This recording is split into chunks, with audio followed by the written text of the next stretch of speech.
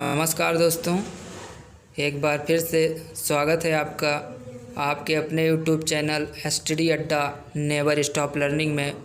और आज हम बौद्ध धर्म के बारे में पढ़ेंगे। इनसे एग्ज़ाम में प्रश्न पूछे जाते हैं दोस्तों। तो अगर अभी तक आपने हमारे चैनल को सब्सक्राइब नहीं किया है तो सब्सक्राइब कर लीजिए, और नेक्स्ट वीडियो का नोटिफिकेशन पाना चाहते हैं तो बेल आइकन को प्रेस कर लीजिए दोस्तों। तो चलिए दोस्तों, शुरुआत करते हैं। बौद्ध धर्म के जो वास्तविक संस्थापक थे वो थे गौतम बुद्ध, और इनका जन्म 563 ईसा पूर्व में हुआ था। इनके जो जन्म का प्रतीक है वो कमल और सांड है, और जो इनका जन्म हुआ था वो हुआ था कपिलवस्तु, जो लुम्बिनी में पड़ता है। लुम्बिनी नेपाल में है। तो इनके पिता का नाम शुद्धोधन था और ये शाकगढ़ के थे।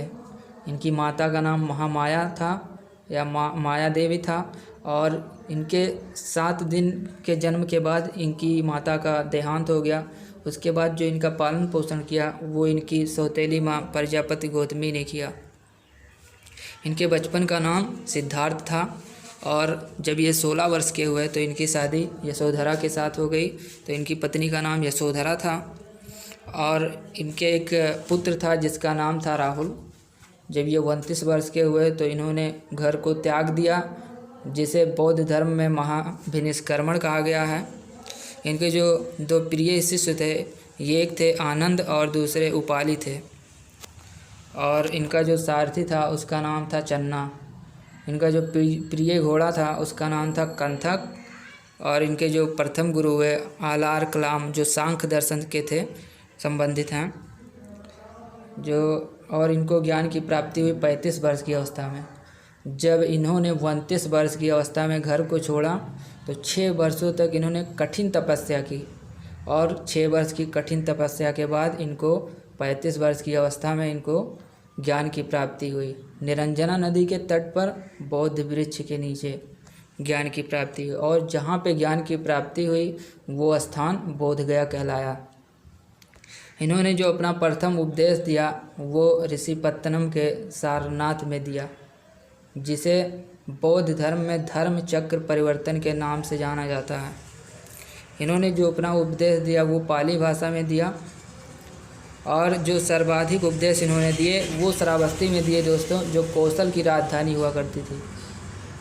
और जो इन्होंने अंतिम उपदेश दिया वो सुभद्र को दिया और कुशीनगर में दिया था।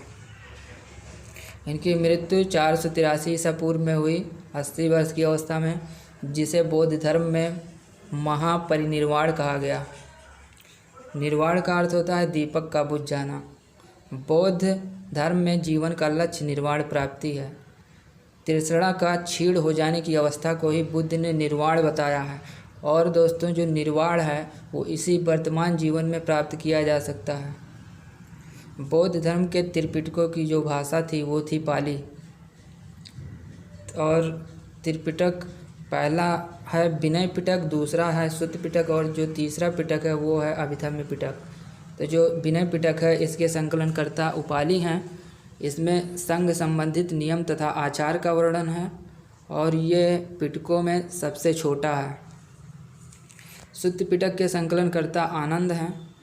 बुद्ध के कथनों और विचारों का संग्रह सुत्त पिटक में है, और बौद्ध धर्म का शब्दकोश या इंसाइक्लोपीडिया सुत्त पिटक को कहा जाता है। पिटकों में सबसे श्रेष्ठ तथा सबसे बड़ा है सुत्त पिटक। अभिधम्म पिटक के संकलनकर्ता मोगलीपुत्र तिस्स हैं, और ये पिटकों में दूसरे नंबर पे आता है। इसका जो संकलन किया गया वो तृतीय बौद्ध संगीति के दौरान किया गया था। तो उम्मीद करता हूँ दोस्तों ये वीडियो आपको पसंद आया होगा। तो प्लीज़ लाइक और सब्सक्राइब ज़रूर कीजिए, और नेक्स्ट वीडियो का अगर नोटिफिकेशन पाना चाहते हैं तो बेल आइकन को प्रेस कीजिए। और दोस्तों, अगर आपको इसका PDF चाहिए तो मैंने डिस्क्रिप्शन में इसका लिंक दे दिया है, आप वहां से जा कर के इसको डाउनलोड कर सकते हैं। Thanks for watching.